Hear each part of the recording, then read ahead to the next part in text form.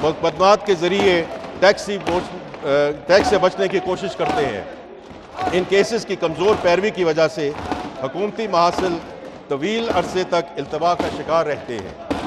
मौजूदा हुकूमत की कामयाब हिकमत-ए-अमली की वजह से इस साल FBI ने कामयाब लिटिगेशन के ज़रिए 78.4 अरब रुपए के महासिल वसूल कर लिए हैं। इस अहम कामयाबी पर मैं कानूनी टीम और मुअज़्ज़ज़ अदलिया का तहे दिल से मशकूर हूँ। इसके अलावा अदालतों में ADR से मुतल्लिक एक मुकदमे को नेगोशिएटेड सेटलमेंट के ज़रिए हल किया गया, जिससे कौमी ख़जाने को 77 अरब हासिल हुए। अब मैं जनाब स्पीकर आता हूँ एनर्जी रिफॉर्म्स की तरफ। जनाब स्पीकर, मुआशी तरक्की के लिए पावर सेक्टर के शोबे की अहमियत मुसल्लमा है। हमने मुआशी तरक्की के हसूल और मुल्की सनत के लिए बिजली की अहमियत के पेश नज़र सनती शोबे के लिए बिजली की कीमत में 31% से ज़ायद कमी की है, जबकि 1 करोड़ 80 लाख मुस्तहक और प्रोटेक्टेड सार्फिन के लिए बिजली की कीमत में कमी 50% से भी ज़ायद है।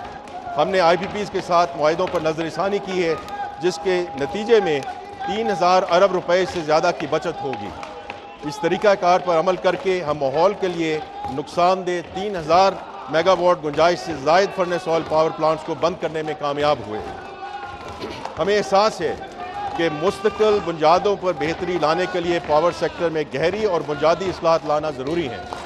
हमने आगे बढ़ते हुए फैसलाबाद, गुजरांवाला और इस्लामाबाद की 3 डिस्ट्रीब्यूशन कंपनियों की निजकारी का तकरीबन आधा अमल मुकम्मल कर लिया है और इनकी निजकारी के तमाम ज़रूरी लवाजमात पूरे कर लिए गए हैं। हमने बिजली की तरसील के इदारे NTDC को मौसर बनाने के लिए इसकी तंजीमें 9 की है और इसे 3 नई कंपनियों में तकसीम कर दिया है।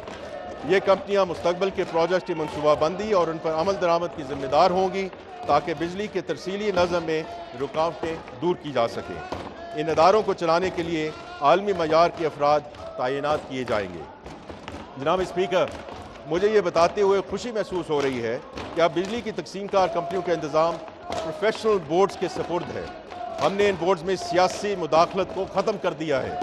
प्रोफेशनल बोर्ड्स के आने से इन कंपनियों ने सिर्फ 9 महीनों में अपने नुकसानात में 140 अरब रुपए की कमी की है। इंशाअल्लाह हमारा अज़्म है कि अगले 5 सालों में कंपनियों के इन नुकसानात को मुकम्मल तौर पर ख़त्म कर दिया जाएगा।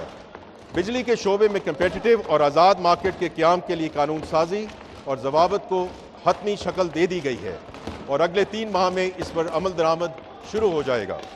पाकिस्तान की तारीख में पहली बार तवानाई बचत के असूलों पर मबनी बिल्डिंग कोड्स मंजूर किए गए हैं और वफाकी और सूबाई इदारों को इन ज़वाबत पर मुकम्मल अमल दरामद की हिदायत की गई है, ताकि मुस्तकबिल में बनने वाली तमाम तामीरात तवानाई के एतबार से मौसर और फ़ाल हों।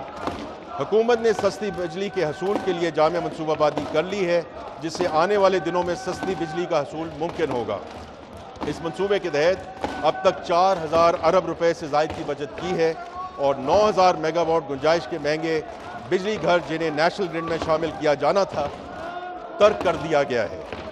इसके अलावा हमने बिजली की पैदावार के ऐसे तमाम प्लांट्स को बंद कर दिया है जो जेनकोस की शक्ल में सरकारी मलकियत में थे।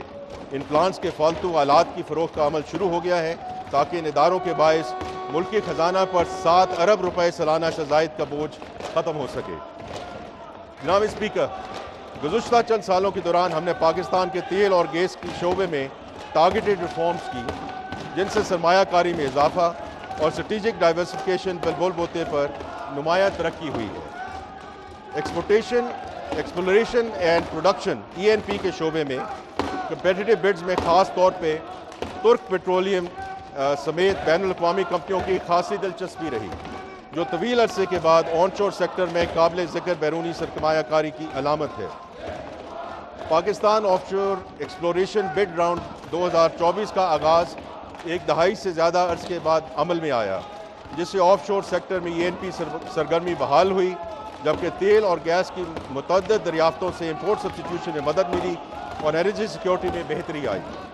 ENP कंपनियों ने मुस्तकबिल में तेल और गैस की तलाश के लिए 5 अरब अमरीकी डॉलर से ज़्यादा की सरमायाकारी करने के अज़्म का इजहार किया है।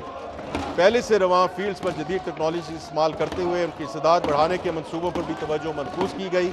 पेट्रोलियम पॉलिसी टाइड 2012 टाइट गैस पॉलिसी में तरमीम, बेटर प्राइसिंग समेत मुतअद्दिद पॉलिसी इस्लाहात से कंपेटिटिवनेस में बेहतरी आई।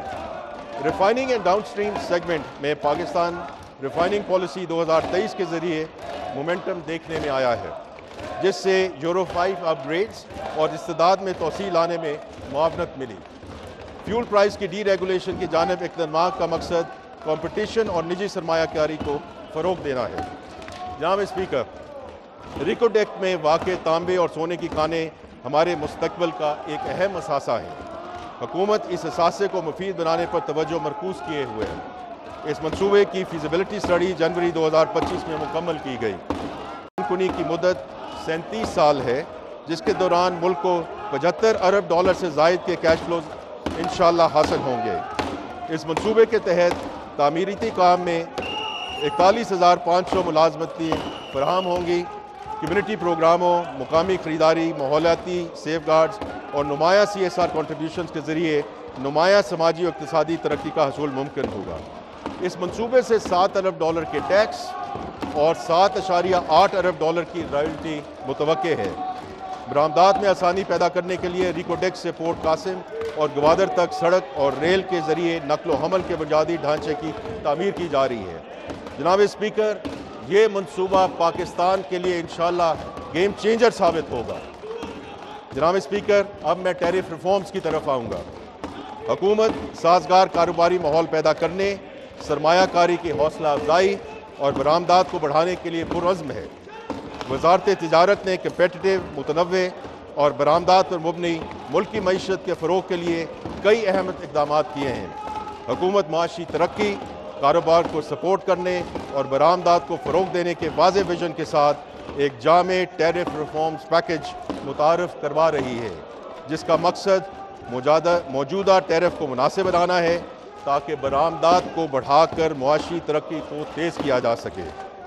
जनाब स्पीकर, वज़ीर आज़म की हदायत के मुताबिक दर्ज झैल टैरिफ इस्लाहात को नेशनल टैरिफ 2025-30 पॉलिसी का हिस्सा बनाया जा रहा है।